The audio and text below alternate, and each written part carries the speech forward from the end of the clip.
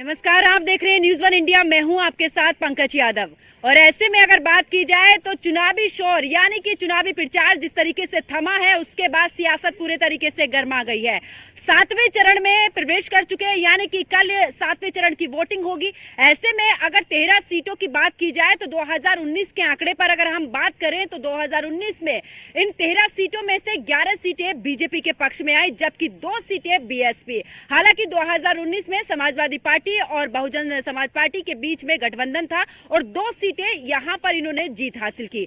ऐसे में इस बार की अगर बात करें तो प्रधानमंत्री नरेंद्र मोदी का संसदीय क्षेत्र है वाराणसी, वहां से एक बार फिर से प्रत्याशी के रूप में प्रधानमंत्री नरेंद्र मोदी चुनावी मैदान में है। दूसरी तरफ अगर गोरखपुर की बात करें, दोनों ही अहम सीटें हैं। इन दोनों सीटों में से गोरखपुर में भले ही मुख्यमंत्री योगी आदित्यनाथ चुनावी इस दौरान मैदान में नहीं है, लेकिन रवि किशन है। लेकिन पूरे तरीके से देखा जाए तो गोरखपुर की सीट का समीकरण तय करते हैं मुख्यमंत्री योगी आदित्यनाथ, और ऐसे में उनकी साख भी दांव पर लगी हुई है। कुल मिलाकर अगर बात की जाए, क्योंकि बीजेपी ने जिन 11 सीटों की अगर हम बात करें 2019 की, उनमें से 2 सीटों पर महज अगर बात करें तो 15,000 वोटों का ही इस दौरान अंतर रहा है जीत का। वहीं अगर और 6 सीटों की बात की जाए तो 2 लाख से पौने 4 लाख तक के अगर मार्जिन की बात करें तो इस दौरान अंतर रहा है।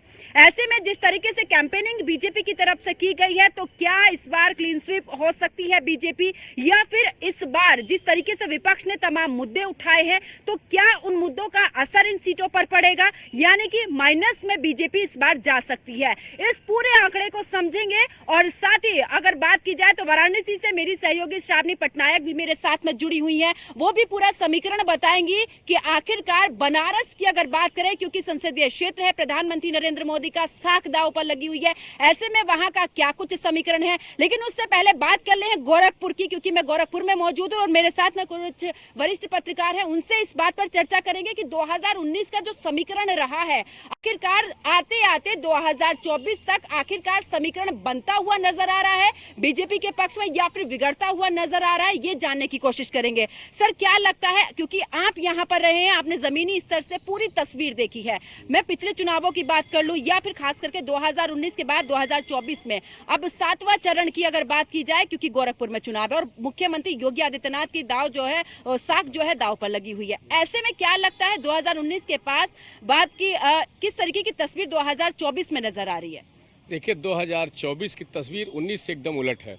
और जैसा आपने कहा कि मुख्यमंत्री का शहर है, मुख्यमंत्री उत्तर प्रदेश के हैं, पहली साख तो भाजपा की तरफ से माननीय मोदी जी की है, उनके विश्वास, उनकी गारंटी की है, उनके खास सिपह सलार अमित शाह जी की। तब नंबर आता है माननीय मुख्यमंत्री योगी आदित्यनाथ का। योगी का रिपोर्ट कार्ड उत्तर प्रदेश में शुरू होता है और गोरखपुर में सर्वोत्तम पर जाके बंद हो जाता है। और यहाँ का अभी आप देखिए, गोरखपुर बस्ती मंडल की जिन 9 सीटों की बात करें हम, तो 19 में बीजेपी सब पर काबिज रही। तो एक तरह से कह सकते हैं बीजेपी ने सबका सुपड़ा साफ कर दिया। इस बार लेकिन परिदृश्य एकदम बदला हुआ है।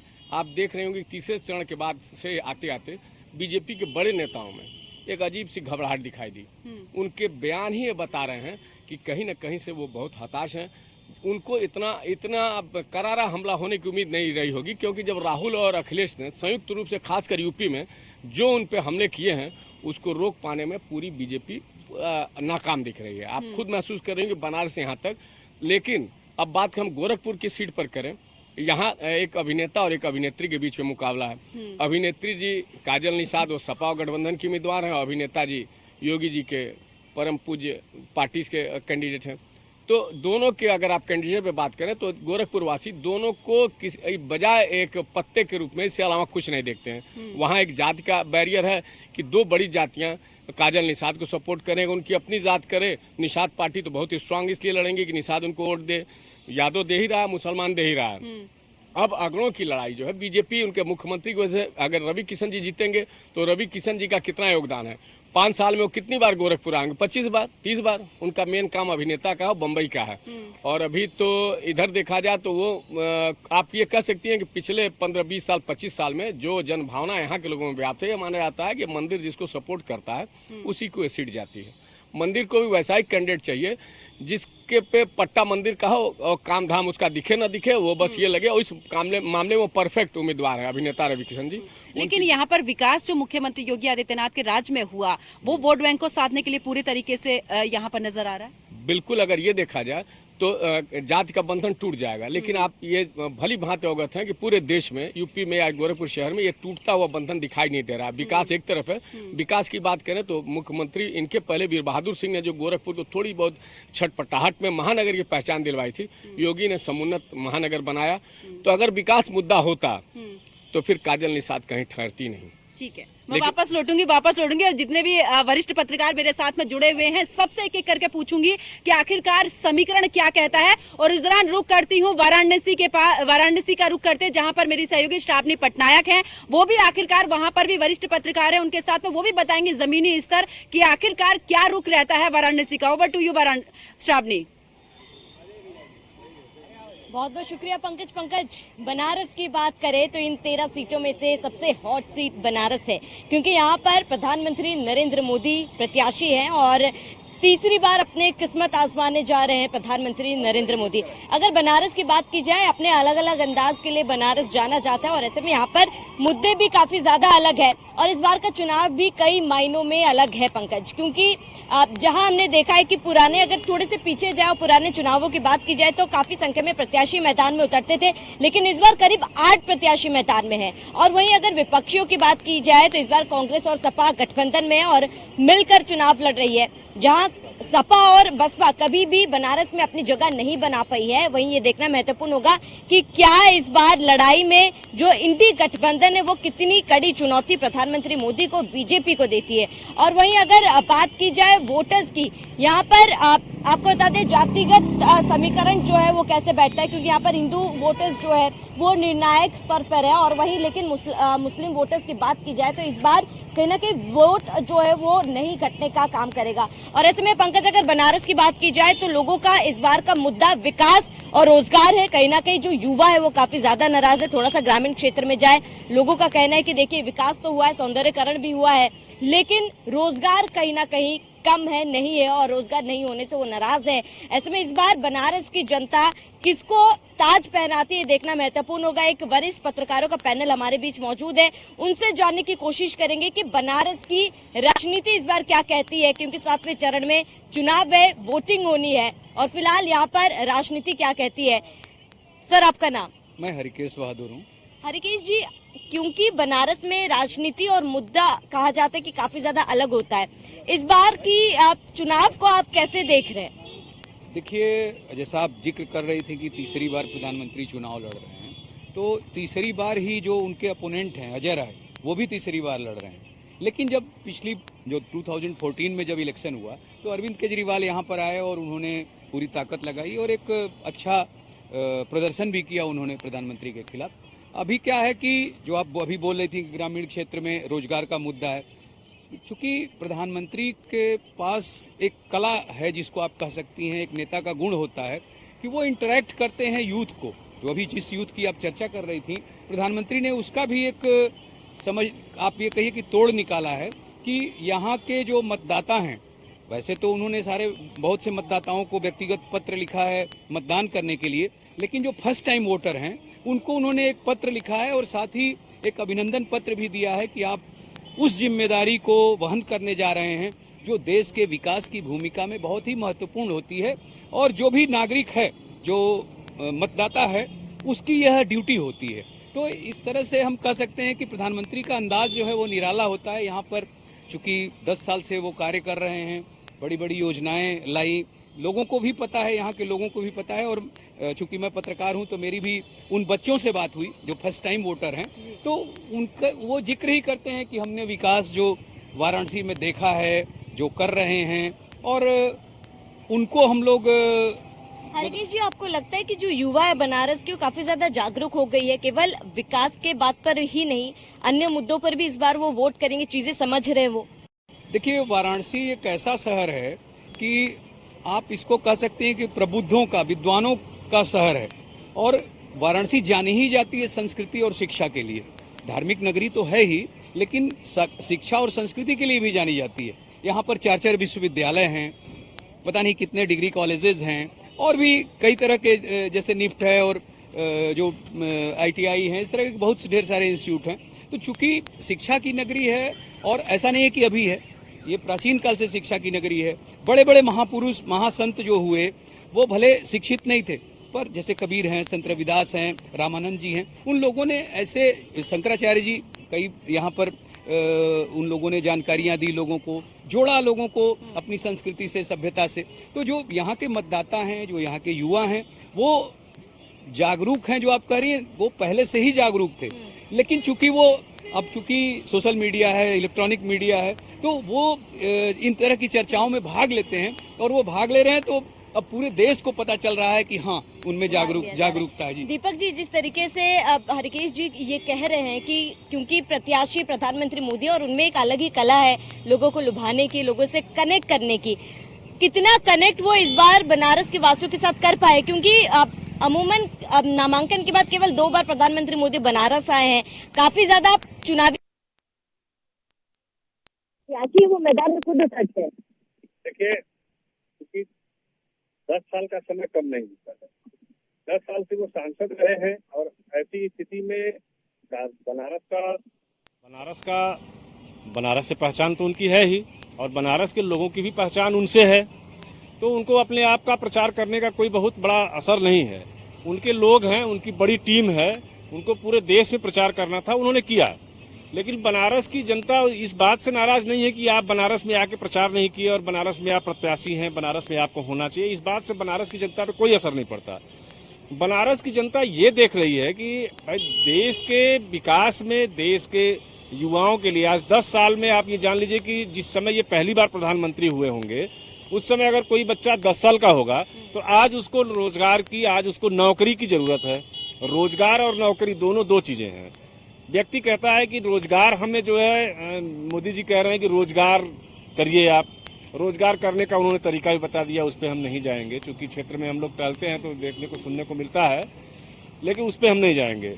नौकरी की एक बहुत बड़ी जमात होती है जिनको, जो नौकरी के बलबूते आश्रित होते हैं, और काशी जो है, काशी में आज के डेट में इलाहाबाद के बाद एजुकेशन का हब काशी माना जाता है उत्तर प्रदेश में। बिल्कुल दीपक जी, आप बनारस के चुनावी समीकरण क्या कुछ है वो एक एक करके हम अपनी जनता को, दर्शकों को बता देते हैं, फिर तमाम वरिष्ठ पत्रकार हमारे साथ जुड़े हुए उनसे बातचीत करेंगे। अगर हम बनारस के चुनावी समीकरणों की बात करें तो यहाँ पर आप जातिगत समीकरण अगर बात करें, सवर्ण जाति 25% है, दलित 14% है, पिछड़ा वर्ग 46% और मुस्लिम वर्ग 15% है। और वही कौन किसके साथ है, अगर पीछे चला जाए, चुनावी 2009 में बात करें, बीजेपी और आरएलडी ने एक साथ चुनाव लड़ा था, कांग्रेस अकेले लड़ी थी, सपा अकेली लड़ी थी, और बसपा भी अकेले चुनाव लड़ी थी। 2014 की बात कर ले तो बीजेपी और अपना दल ने चुनाव एक साथ लड़ा था, और वही कांग्रेस आरएलडी एक साथ गठबंधन में चुनाव लड़ी थी, सपा अकेले लड़ी थी, और बसपा चुनाव अकेले लड़ी थी। और वही 2019 की बात करें तो बीजेपी और अपना दल ने एक बार फिर साथ गठबंधन किया और साथ चुनाव लड़े थे, और वही कांग्रेस जो है अकेले लड़ी थी। पार्टी बसपा, सपा और आरएलडी एक साथ 2014 में, माफ कीजिएगा, 2019 में मैदान में उतरे थे। और वहीं 2024 की बात की जाए तो बीजेपी अकेले लड़ रही है, और माफ कीजिएगा, बीजेपी और अन्य आरएलडी और अपना दल एक साथ लड़ रहे हैं, और पार्टी कांग्रेस सपा गठबंधन में, बसपा जो है अकेले चुनाव लड़ रही है।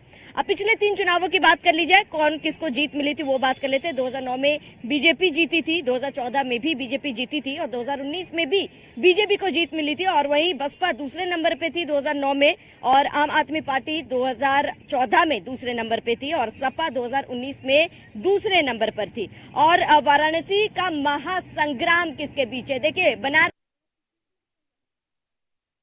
तो बीजेपी से प्रधानमंत्री नरेंद्र मोदी प्रत्याशी है, और उन्हें टक्कर दे रहे कांग्रेस से अजय राय। तो ये बनारस के चुनावी समीकरण एक एक करके हमने आपको दिखाया है, अन्य मौजूद है।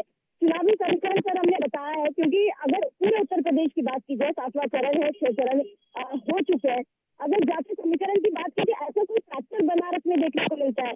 देखिए जी, बिल्कुल अगर बात करें तो काशी जो है, काशी को एक समझना तो सबसे बड़ा मुश्किल की बात है, और काशी को जो समझ गया यानी कि पूरे देश को मतलब समझ गया। तो काशी में जो अगर हम बात करें तो ओबीसी फैक्टर जो है सबसे ज्यादा,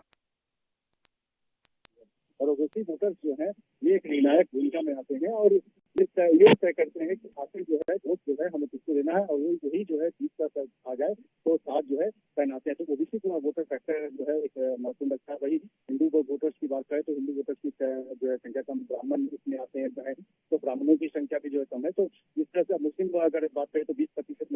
मुस्लिम वोट हैं, 5% अगर बड़ी बात करें तो अन्य वोटर्स हैं। तो ये जो है निर्णायक जो कहा जाए तो ओबीसी जो है फैक्टर जो है बहुत ही ज्यादा निर्णायक होता है। बात जिस तरह से अगर बात करें तो 2005 में यहाँ पे कहा जाए 2005 में हम बात करें तो यहाँ से कांग्रेस जो है राजीव मिश्रा जो है यहाँ से राजेश मिश्रा जो है यहाँ से सांसद थे और उसके बाद 2009 तक उन्होंने किया। 2009 के बाद एक जो बात करें तो 2014, 2019 और अब 2024, तो इसमें भारतीय जनता पार्टी जो है लगातार कहा जाए तो इसमें अभी वाराणसी में, वाराणसी को ऐसा कहा जाता है कि वाराणसी जो है एक तरह से भाजपा का गढ़ माना जाता है। तो यहाँ से जो है प्रधानमंत्री तीसरी बार जो है चुनाव लड़ रहे हैं, तो वो सेफ सीट यानी कहा जाता है। लेकिन अगर हम बात करें कि कांग्रेस की, तो कांग्रेस जिस तरह से 2014 में अगर 14 की अगर बात करते हैं तो उस समय अजय राय जो थे वो जो है चौथे नंबर पे थे, और वहीं 2019 में जो है अजय राय ने लगभग कहा जाए तो 40% जो है एक तरह से कहा जाए तो ऊंची छलांग लगाई और 1,52,000 के आसपास जो है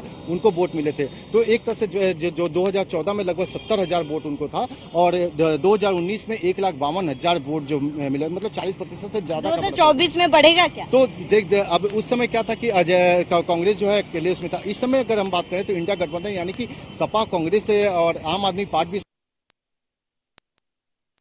वोट बढ़ेगा। और जिस तरह से अगर कहा जाए कैंपेनिंग जो चलाई गई भारतीय जनता पार्टी के द्वारा, जो कैंपेनिंग चलाई गई, तमाम जो है यहाँ पे जो उनके बड़े बड़े नेता जो है वाराणसी में मौजूद थे और उन्होंने कहा जाए तो दो एक तरह से कैंपेनिंग की। प्रधानमंत्री नरेंद्र मोदी खुद योगी आदित्यनाथ जो है खुद पूरी तरह से कैंपेनिंग की। प्रधानमंत्री नरेंद्र फैक्टर नहीं है हमें जो चुनाव करना है, ये फैक्टर है कि हमें जो है वोट का प्रतिशत जो है कैसे बढ़ाना है। तो जो 2019 में जिस तरह से कहा जाए 4 लाख से ज्यादा से मतों से प्रधानमंत्री ने दर्ज की थी, इस बार उनका टारगेट जो है लगभग कहा जाए तो बसपा ने मुस्लिम प्रत्याशी को उतारा, क्या लगता है कांग्रेस और सपा का वोट काटने का काम करेगी बसपा? देखिए बसपा का अपना एक कैडेट वोट होता है, ठीक है, उसके जो वोटर होते हैं वो कहीं मतलब वो इधर उधर नहीं जाते हैं, ठीक है। जहां तक मुस्लिम कैंडिडेट को उतारने का है तो मुस्लिम कैंडिडेट को जहां हम लोग जिस तरह से फील्ड में जब रहते हैं तो एक चीज़ का सामने आता है कि मेरा जो है आखिर हमें कौन सुरक्षित करेगा, ठीक है। तो बसपा जो है अभी यहाँ पे कहीं पे उसमें नहीं दिखती है। हालांकि थोड़ा तो जो वोट है उस पर तो असर जरूर डालेगी, लेकिन कहीं ना कहीं कहा जाए तो ये जो है ज्यादातर अभी इंडिया गठबंधन के साथ जाएंगे। बिल्कुल, देखिए ज्यादातर इंडिया गठबंधन के साथ जाने की बात यहाँ पर वरिष्ठ पत्रकार कह रहे हैं। पंकज देखिए बनारस में तो कहीं ना कहीं कड़ी टक्कर जो है बीजेपी और कांग्रेस सपा के बीच देखी जा रही है, लेकिन अगर गोरखपुर की चुनावी समीकरण की बात की जाए पंकज, वहां पर क्या तस्वीरें, जरा चुनावी समीकरण दर्शकों को समझाएं।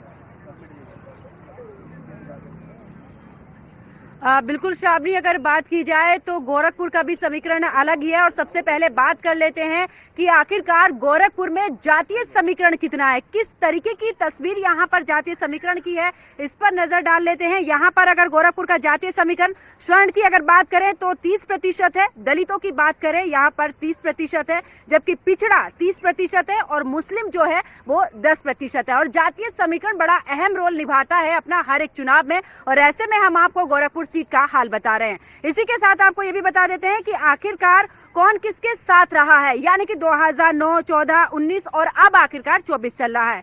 2009 की बात करें तो बीजेपी और आरएलडी रही है साथ में, और कांग्रेस पार्टी ने अलग चुनाव लड़ा है, एसपी अलग रही है, बीएसपी अलग रही है। 2014 की अगर बात करें बीजेपी और अपना दल एक साथ में रहे हैं, कांग्रेस और आरएलडी का साथ रहा है, और समाजवादी पार्टी की बात करें अकेले लड़ी, जबकि बीएसपी भी अकेले लड़ी। 19 की अगर बात की जाए तो बीजेपी और अपना दल दोनों साथ में रहे हैं और कांग्रेस अकेले, जबकि यहाँ पर समाजवादी पार्टी और बीएसपी और आरएलडी एक साथ में लड़ी, यानी कि यहाँ पर त्रिकोण अगर बात करें गठबंधन यहाँ पर नजर आया। वहीं 2024 यानी कि अब चुनाव होने वाला है, ऐसे में बीजेपी के साथ में जो भी गठबंधन में है उसके साथ में कांग्रेस और समाजवादी पार्टी का इस बार हम गठबंधन देख रहे हैं, राहुल गांधी और अखिलेश यादव की जोड़ी के रूप में। अगर बात करें बीएसपी, वो भी अपने अकेले चुनाव लड़ रही है। ऐसे में अगर बात करें अब आखिरकार की गोरखपुर का संग्राम किस किस के बीच में है, यानी कि जो महासंग्राम है, जो लड़ाई है वो किस किस के बीच में है। रवि किशन जो कि दौरान बीजेपी के उम्मीदवार हैं, काजल निषाद जो कि इंडिया गठबंधन यानी कि समाजवादी पार्टी और कांग्रेस दोनों की कुल मिलाकर उम्मीदवार हैं। ऐसे में कांटे की टक्कर है, क्योंकि दोनों ही यहाँ पर एक सुपरस्टार है, एक स्टार है, क्योंकि दोनों भोजपुरी सुपरस्टार की अगर बात करें तो ऐसे में यहाँ पर गोरखपुर सीट में बड़ा ही कड़ा मुकाबला रहता है, क्योंकि यहाँ पर भोजपुरी की झलक रहती है। ऐसे में कौन कितना लोकप्रिय है, ये भी जनता के बीच में एक बड़ा सवाल है। ऐसे में अगर बात की जाए गोरखपुर में 7वें चरण के योद्धा यानी कि काजल निषाद की बात करें तो कांग्रेस से राजनीति की दौरान शुरुआत उन्होंने की थी। वहीं अगर इधर इस दौरान रवि किशन की बात करें तो फिल्मी दुनिया के बड़े कलाकार हैं और ऐसे में दोनों के बीच में कड़ा मुकाबला। और कुल मिलाकर गोरखपुर की अगर बात की जाए, क्योंकि जातीय समीकरण बड़ा अहम रोल निभाता है, कुल मिलाकर दूसरी तरफ की तस्वीर देखी जाए तो जो यहाँ पर गोरखनाथ मंदिर है यानी कि उसमें ये कहा जाता है कि यहाँ पर ये भी एक लोगों के बीच में धारणा भी है या फिर ये कहें कि एक लोकप्रियता भी है या मनचाही चीजों को भी ये चीज कह सकते हैं, क्योंकि एक वोट हर घर से जाता है सीधे तौर पर गोरखनाथ मंदिर के नाम पर। ऐसे में मेरे साथ में तमाम वरिष्ठ पत्रकार जुड़े हुए हैं, उनसे जानने की कोशिश करते हैं कि आखिरकार क्या कुछ समीकरण है। गोरखपुर में देखा है कि गोरखनाथ मंदिर का अहम रोल रहता है, लेकिन हम जातीय समीकरण की बात करें तो यहाँ पर पिछड़ा भी और स्वर्ण भी 30-30% है। कितना अलग यहाँ का समीकरण नजर आता है आपको? बिल्कुल जाहिर सी बात है। देखिए, कुछ चुनाव पुराना देखा जाए और नए जातिगत समीकरण और विकास के एजेंडे पे कहीं ना कहीं चुनाव होता है। आप गोरखपुर की बात करें, गोरखपुर में हम NMY फैक्टर हम लागू करते हैं, निषाद मुस्लिम यादव, क्योंकि निषादों की बहुत संख्या 5 विधानसभा में गोरखपुर में जो टच होती है उसमें सबसे ज्यादा है, तो अहम फैक्टर रोल अदा करता है निषाद। निषाद इसलिए क्योंकि आपने देखा होगा पुराना जो चुनाव हुआ, उपचुनाव हुआ, जब CM बने योगी आदित्यनाथ, तो यहाँ पे प्रवीण निषाद को सपा ने कैंडिडेट के तौर पे खड़ा किया। फायदा क्या हुआ कि निषाद एकजुट आ गए, मुस्लिम आ गए और यादव आ गए। प्रवीण निषाद जीत गए सपा के कैंडिडेट होते हुए उपचुनाव में। लेकिन अब इस बार बीजेपी की टक्कर है आमने सामने की, तो अब काजल निषाद खुद निषाद पार्टी से हैं। ऐसे में निषाद मुसलमान और यादव और अदर बैकवर्ड अगर जाते हैं तो कहीं ना कहीं देखा जाए कि ये निषाद की तरफ जा सकती है सीट। लेकिन दूसरी तरफ बीजेपी ने भी अपना दांव चला है। कैबिनेट मंत्री संजय निषाद के कहा जाए कि कहीं ना कहीं यहाँ पर निषादों का अपना गढ़ है, उसको साधते हुए कहीं ना कहीं रवि किशन निषादों को भी अपनी तरफ खींचने की कोशिश कर रहे हैं। लेकिन ये जातिगत समीकरण पे ही चुनाव हो रहा है, ये जातिगत समीकरण ही तय करेगा। कहीं कहीं विकास का एजेंडा आएगा। मानता हूँ CM सिटी है, CM ने बहुत बदलाव किया गोरखपुर को। अब देखना होगा कि गोरखपुर की पब्लिक शहर की और ग्रामीण की क्या तय करती है, क्योंकि शहर से लेकर ग्रामीण तक सड़कें बनी, सब चीजें मुहैया हुई। क्या ग्रामीण की महिलाएं इस बात को मानती हैं कि जातिगत समीकरण हावी रहेगा या विकास के एजेंडे पे हम वोट देंगे? तो ये तय करता है कि वो किसको चुनती हैं, विकास के एजेंडे को या जातिगत समीकरण हावी होता है। जातिगत समीकरण हावी होता है। और अगर बात की जाए, क्योंकि लगातार अगर बात करें यहाँ पर कि जातीय समीकरण तो अपना अहम रोल निभाता है, लेकिन अब काजल निषाद जिस तरीके से निषाद समुदाय बीजेपी से थोड़ा नाराज चल रहा है, दूसरी तरफ बीजेपी के साथ में संजय निषाद है, जब उनसे भी बात हुई तो उन्होंने भी ये कहा कि निषाद समुदाय ऐसा है जो नैया पार लगाता है। क्या लगता है अगर यहाँ पर हार जीत के मैं मार्जिन की बात करूँ, क्या इस बार बीजेपी का मार्जिन बढ़ेगा या फिर माइनस में जा सकता है? नहीं, बढ़ना चाहिए, बढ़ेगा, बढ़ना चाहिए, क्योंकि जो है यहाँ योगी जी का गृह जनपद है। उनके विकास कार्यों को देखते हुए जातीय समीकरण यहाँ ज़्यादा हावी नहीं हो पाएगा, ज्यादा हावी नहीं हो पाएगा। क्या कहना है आपका? इस बार मार्जिन गिरेगा, गिरेगा मार्जिन। पिछली बार तुलना में जीतेंगे, जाहिर सी बात रवि किशन जी ही जीतेंगे, लेकिन मार्जिन जो रहेगी वो लगभग 50,000 1 लाख के आसपास ही रहेगी। लास्ट टाइम 3 लाख क्रॉस किए थे, वो क्रॉस नहीं हो पाएगा। अच्छा, जो मैं 13 सीटों की कुल मिलाकर बात करूं, क्योंकि 13 में से 11 सीटें बीजेपी के पास है 2019 में। ऐसे में अगर इस बार बात करें, क्योंकि 2 सीटों की मैं बात करूं, ज्यादा मार्जिन नहीं था, मात्र 15,000 वोटों का मार्जिन था। क्या लगता है वहां पर क्या इस बार बीजेपी को थोड़ा सा लॉस हो सकता है? इस बार बीजेपी को लॉस जो होगा यहाँ सुखबास गांव से भी होगा, डुमरियागंज से भी होगा और कहीं ना कहीं महाराजगंज से भी उम्मीद है। ऐसा क्या वजह रही है? क्योंकि कैंपेनिंग लगातार हुई है। कैंपेनिंग वजह नहीं है, विकास का मुद्दा रहा है। आप अपने क्षेत्र में निकले नहीं है और आज निकल रहे हैं वोट के लिए। ये सबसे बड़ा वो रहेगा। क्या ये बात सही है कि वोट के लिए ही बीजेपी बाहर आई है? क्योंकि बीजेपी लगातार कहती है कि हम जनता के बीच में जा रहे हैं, विपक्ष नहीं जा रहा है, लेकिन इस बार जो जिस तरीके से कहा जा रहा है कि इस बार जब निकले हैं जब आपको जनता की जरूरत थी। देखिए, बीजेपी इस बार ओवर कॉन्फिडेंस की मारी है। माननीय प्रधानमंत्री नरेंद्र मोदी जी को और उनके अमित शाह जी को ये लग रहा था कि ये देश उनकी जागीर है और जब चाहेंगे जैसे चाहेंगे वो चलाएंगे। उनको लग रहा जिसको टिकट देना उनकी गारंटी थी, ये गारंटी कहीं न कहीं खंडित हो रही है।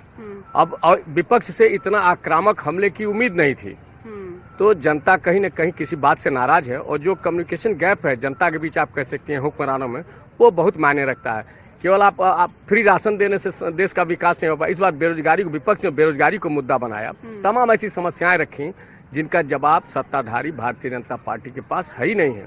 भारतीय जनता पार्टी को उम्मीद थी कि जब राम मंदिर का इनॉग्रेशन हुआ तो जो ललक दिखाई दी थी रामलला को लेके, वो भी टूट गई शायद। लेकिन इस बार जो बीजेपी ने कहा है कि राम मंदिर नहीं पहुंचना विपक्ष का कहीं ना कहीं सनातन विरोधी है, और उसी एजेंडे को लेकर बीजेपी सामने आई है। देखिए, प्रधानमंत्री जी के 2-3 बड़े भयानक बयान आए कि राम मंदिर पर बुलडोजर चल जाएगा, कभी आया कि राम मंदिर पर बाबरी ताला लग जाएगा। बाबरी ताला कहाँ बनेगा, किस फैक्ट्री में बनेगा, कौन देखा होगा।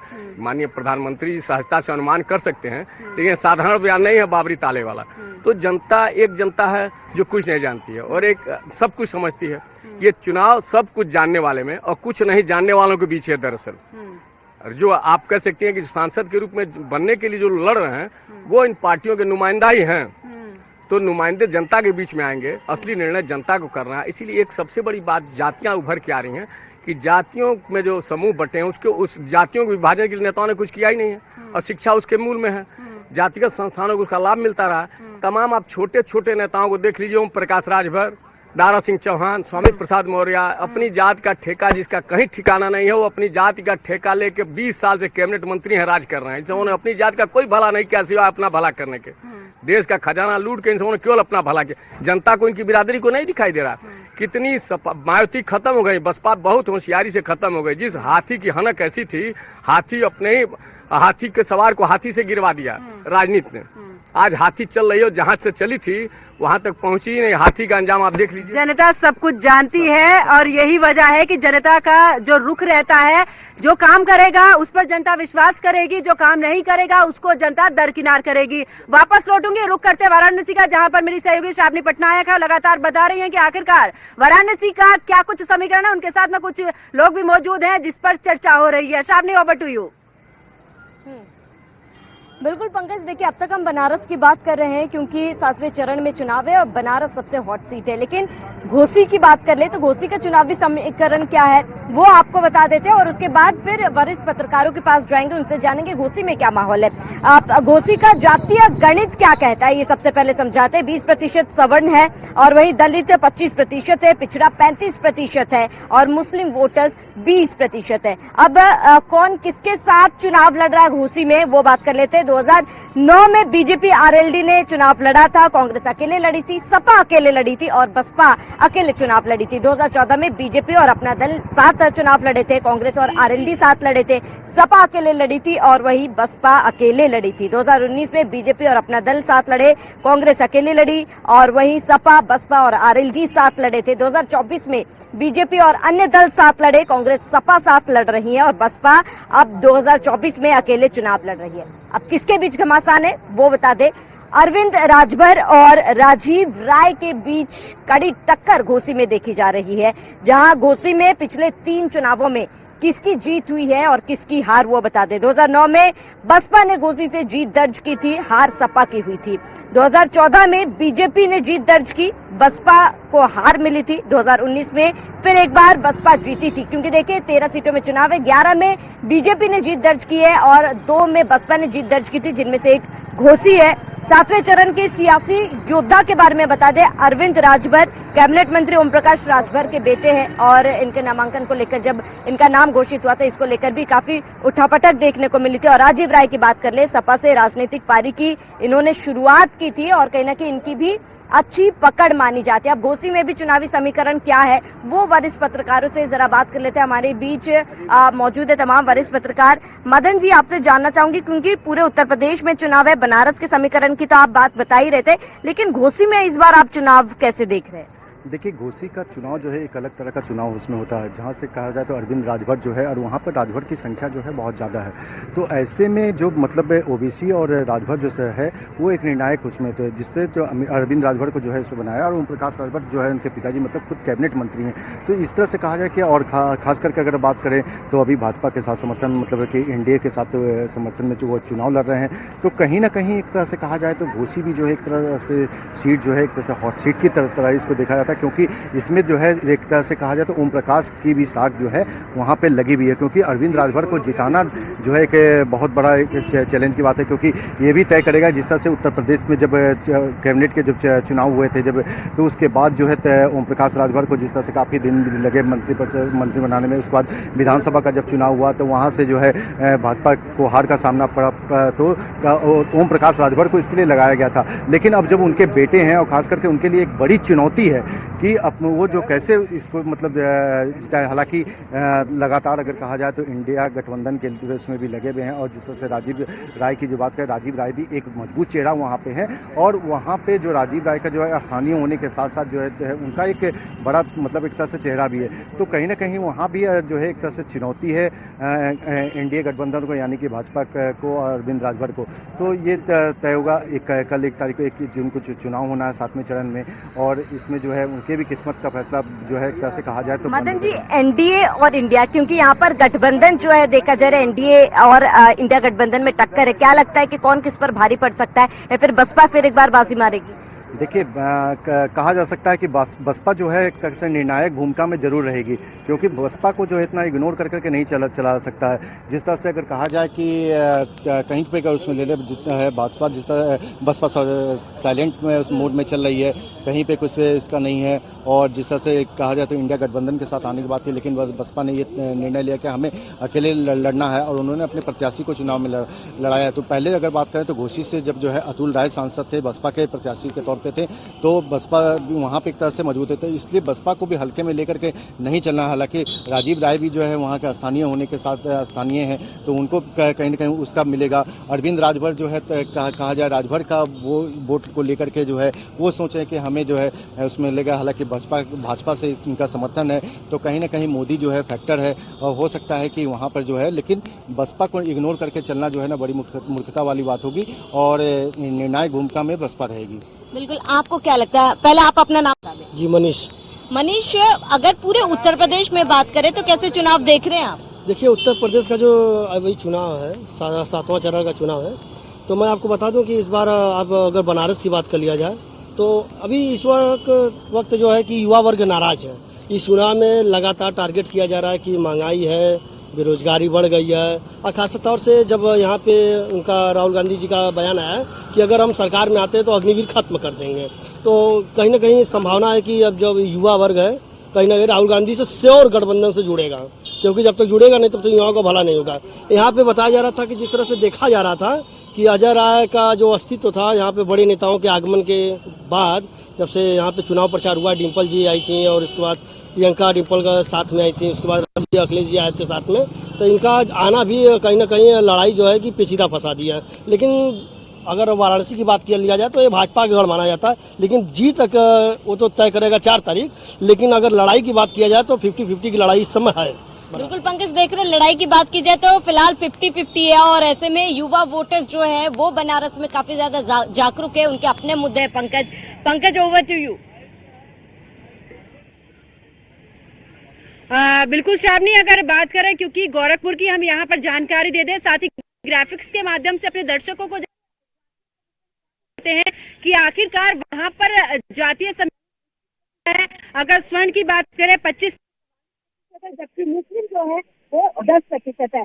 अभी भी के साथ आपको ये भी बता देते हैं कि जातीय समीकरण के बाद कौन किसके साथ रहा है। 2009 की बात करें तो बीजेपी और आरएलडी कौन किसके साथ रहा है। 2009 की बात करें तो बीजेपी और आरएलडी साथ में चुनाव लड़ी, और कांग्रेस पार्टी अकेले लड़ी, समाजवादी पार्टी अकेले लड़ी, और बी अकेले लड़ी। 2014 में बीजेपी और अपना दल साथ में रहे, जबकि कांग्रेस और यहाँ पर आरएलडी साथ में, समाजवादी पार्टी अकेले और बीएसपी भी अकेले। 2019 में बीजेपी और अपना दल साथ में, कांग्रेस अकेले, और यहाँ पर 2019 में जैसे कि समाजवादी पार्टी, कांग्रेस दौरान बीएसपी और आरएलडी तीनों का गठबंधन रहा। 2024 की बात करें, बीजेपी के साथ में तमाम जितने गठबंधन इस दौरान मौजूद पार्टियां हैं और इसी के साथ में कांग्रेस और समाजवादी पार्टी का जिस तरीके से गठबंधन है यूपी में, ये साथ में, जबकि बीएसपी अकेले चुनावी मैदान में है। साथ ही बता देते हैं कि यहाँ पर किसको जीत मिली। दरअसल 2009 में गाजीपुर की बात करें तो यहाँ पर समाजवादी पार्टी जीती और बीएसपी हारी। 2014 में बीजेपी जीती, इस दौरान समाजवादी पार्टी हारी। कुल मिलाकर 32,452 इस दौरान अंतर रहा। और 2019 की बात करें तो बीएसपी यहाँ पर जीती है और बीजेपी यहाँ पर हारी है, कुल मिलाकर 1,19,392 वोटों की। अब बात करते हैं महासंग्राम किस किस के बीच में है। दरअसल यहाँ पर पारसनाथ राय और अफजाल अंसारी के बीच में यहाँ पर गाजीपुर का महासंग्राम है। और ऐसे में अगर बात की जाए कुल मिलाकर, यानी कि गाजीपुर का समीकरण बता रहे थे और इस पर भी चर्चा करेंगे कि आखिरकार गाजीपुर में किस तरीके का समीकरण है। मैं गाजीपुर की अगर बात करूं, क्योंकि अफजाल अंसारी यहां पर चुनावी मैदान में है और इस बार क्योंकि चुनाव अलग है, इससे पहले मुख्तार अंसारी की अगर हम बात करें, क्योंकि उनका एक वर्चस्व रहता था, कितना अंतर यहाँ पर? देखिए, मुख्तार की सहानुभूति का भी फायदा अफजाल को मिलेगा और तमाम लोग इस बार उतर के उनके साथ आए हैं। और वैसे तो भाजपा वहाँ शुरू से लड़ती रही है, ओम प्रकाश राजभर जी के पुत्र की भी परीक्षा ही है। इनको लगता है कि किसी को हरा जिता देंगे तो अच्छा है कि इनके पूरी औकात की परीक्षा वहाँ हो जाएगी और अफजाल अपने हिसाब से अपनी लड़ाई लड़ रहे हैं और वहाँ फिर आ जाइए, अब जात की ही बात होगी। विकास एक तरफ, जाति एक तरफ और प्रताड़ना। वो कह रहे हैं कि अभी उनके भाई का आया था बयान कि जनता देखेगी कि मुख्तार मसीहा था या माफिया। ये अपने आप में ये सहानुभूति अर्जित करने वाला बयान था। और सरकार अपनी विकास के मुद्दे पर चुनाव लड़ रही है, तय करना है जनता को, लेकिन लड़ तो रहा है वो चुनाव। अगर वो माफिया है, जनता माफिया देखती तो आज तो हाशिए पर चला गया होता, प्रत्याशिता ही नहीं रहती, वो खत्म हो गया होता। अगर वो टफ फाइट कोई दे रहा है, जनता के बीच बना हुआ है, तो उसकी औकात है और वोटर ही उसको उसकी औकात बताएगा। ठीक है, बात करें क्योंकि इस दौरान कुल मिलाकर क्या लगता है कि क्या इस बार जो समीकरण बन रहे हैं, यानी कि क्या मुख्तार अंसारी को लेकर सहानुभूति जो है वो काम कर पाएगी? उतना नहीं काम करेगी, नहीं करेगी, उतना नहीं काम करेगी। जाति समीकरण दिखेगा पर वोटों के मार्जिन का अंतर बहुत फर्क कम हो जाएगा, बहुत कम हो जाएगा, बहुत कम हो जाएगा। क्या लगता है आपको? कहाँ के लिए? गाजीपुर का। गाजीपुर में माहौल तो बदला हुआ है। कारण यह है कि मुख्तार का कभी दबदबा हुआ करता था, जहाँ पे आपके राय बंधु या अन्य अगड़ी जातियाँ जो है परेशान रहती थी, लेकिन इस बार तस्वीर बदला नजर आ रहा है जी। अच्छा, कुल मिलाकर अगर बात करें, क्योंकि अगर इस 13 सीटों की बात करें, क्योंकि बीजेपी का गढ़ रही 13 में से 11 सीटें 2019 में जीत चुकी है। इस बार क्योंकि इंडिया गठबंधन का कहना है कि अब जो हवा पहले थी, जो जुमलेबाजी बीजेपी ने की, इस बार नहीं चलेगी। आपको क्या लगता है, क्या इस बार जो वोटों का मार्जिन है वो कम होगा या बीजेपी और भी प्रचंड जीत 13 की 13 सीटें जीतने का जो दावा कर रही है वो जीत पाएगी? प्रचंड जीत तो नहीं कहा जा सकता।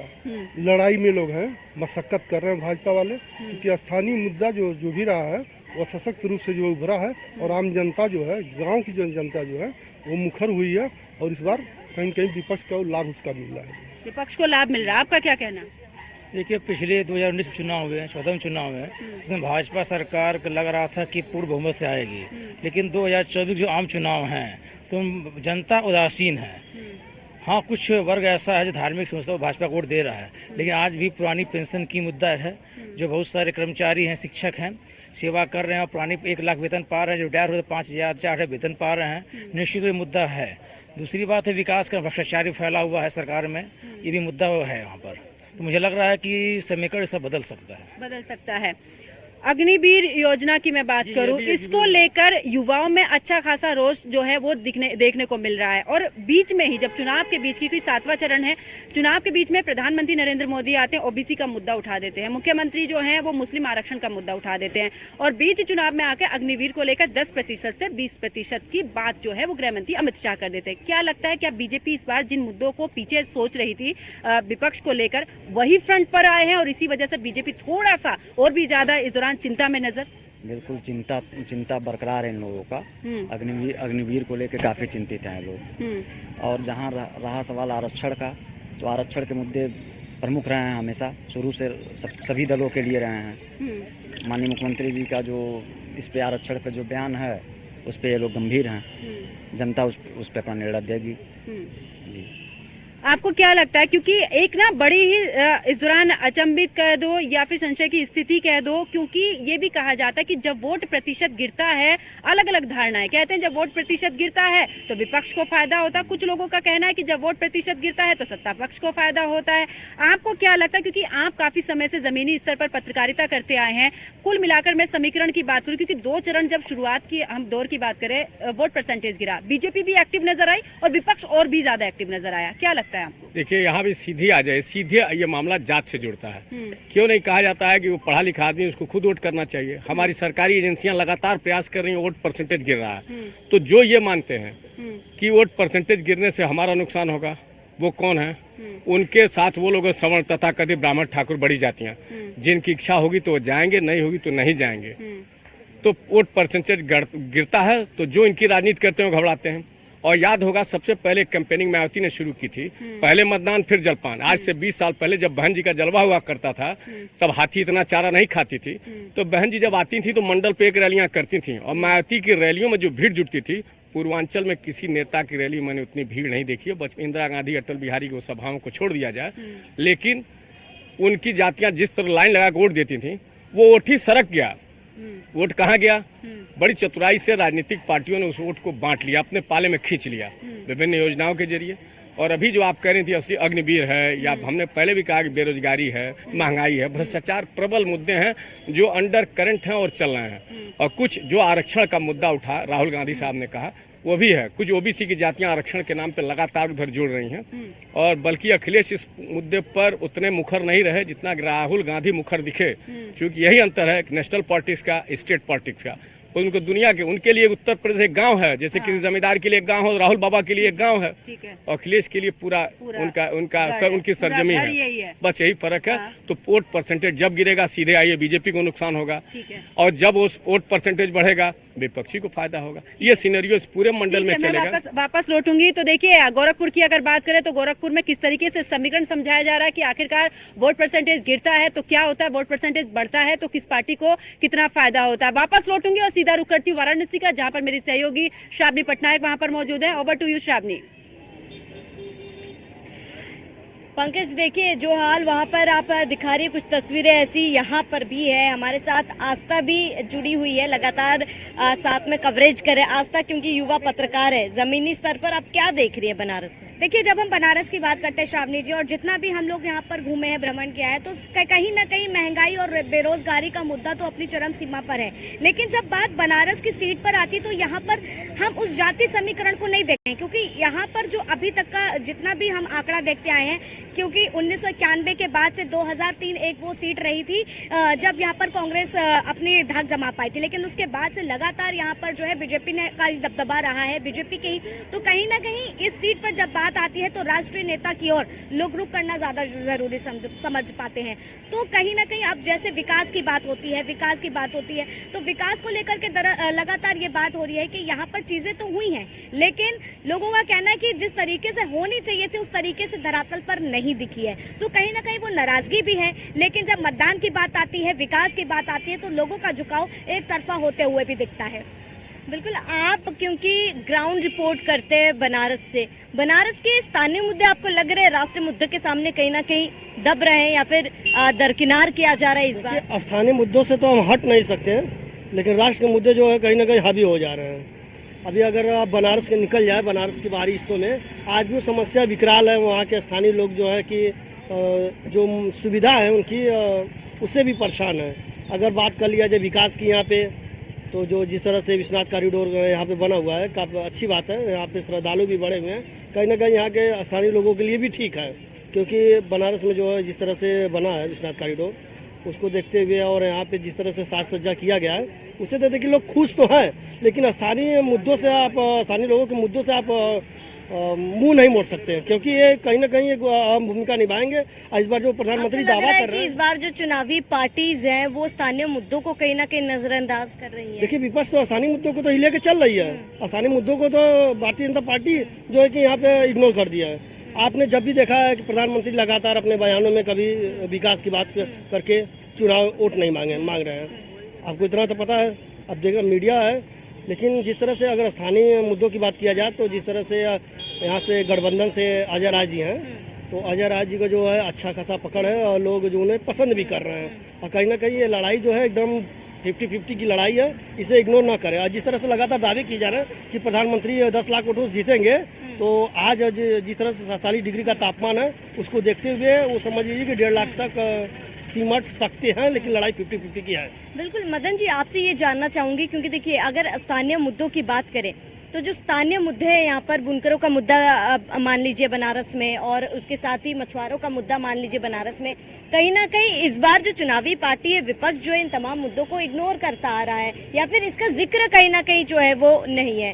तो आपको लग रहा है कि स्थानीय मुद्दों को कहीं ना कहीं तमाम पार्टियां नजरअंदाज कर रही हैं? देखिए, अगर बात करें कि जो सत्ता में बैठे हुए हैं, ठीक है, पहली तो प्राथमिकता उनकी होती है कि हमें जो है जो स्थानीय मुद्दे हैं, हमें उनको कैसे निराकरण करना चाहिए। विपक्ष लगातार देखिए सवाल उठा रहा है, नो डाउट विपक्ष के लिए जो हमेशा चाहे किसी भी मुद्दे, चाहे आप देखिए विकास की तमाम बात है। अजय राय देखिए, सुना होगा आपने, अजय राय ने तमाम मुद्दा उठाया है कि जिस विकास की बात जो है यहाँ पे सरकार कर रही है, प्रधानमंत्री नरेंद्र मोदी कर रहे हैं, वो विकास यहाँ पे नहीं हुआ। क्योंकि जिस तरह से वाराणसी में जो है 50,000 करोड़ से भी ज़्यादा का जो है यहाँ पे आया, उस तरह से वो विकास दिखता नहीं है। अगर कुछ को छोड़ दिया जाए, यानी कि बाबतपुर एयरपोर्ट से लेकर के अगर जो शहर की सड़कें आई हैं या विश्वनाथ कॉरिडोर की बात करें, तो वो जो है एक मदन जी, समय की कमी, हम लौटेंगे आपके पास। अमन, बनारस में क्या स्थिति देख रहे क्योंकि कल चुनाव है? बिल्कुल, देखिए मैं आपको बता दूं कि बनारस में जिस तरीके से प्रधानमंत्री नरेंद्र मोदी तीसरी बार उम्मीदवार बने, कहीं ना कहीं यहाँ पे वोटिंग परसेंटेज थोड़ा सा कम होगा, क्योंकि गर्मी की वजह से जो वोटर्स हैं वो दोपहर में नहीं निकल पाएंगे। जो भी वोटिंग होगी सुबह होगी, उसके बाद शाम को होगी। जिस तरीके से यहाँ पे देखा जा रहा है कि अल्पसंख्यक समाज जो है वो भी कहीं ना कहीं मोदी जी भाजपा सरकार से कहीं ना कहीं नाखुश नजर आ रहा है। जिस तरीके से बुनकर हैं, बुनकर समाज भी कहीं ना कहीं नाखुश नजर आ रहा है। तो अजय राय और मोदी जी में जो है 50-50 टक्कर नजर आ रही है, और कहीं ना कहीं ये जो है काफ़ी हॉट सीट मानी जाती है पूरे भारत में।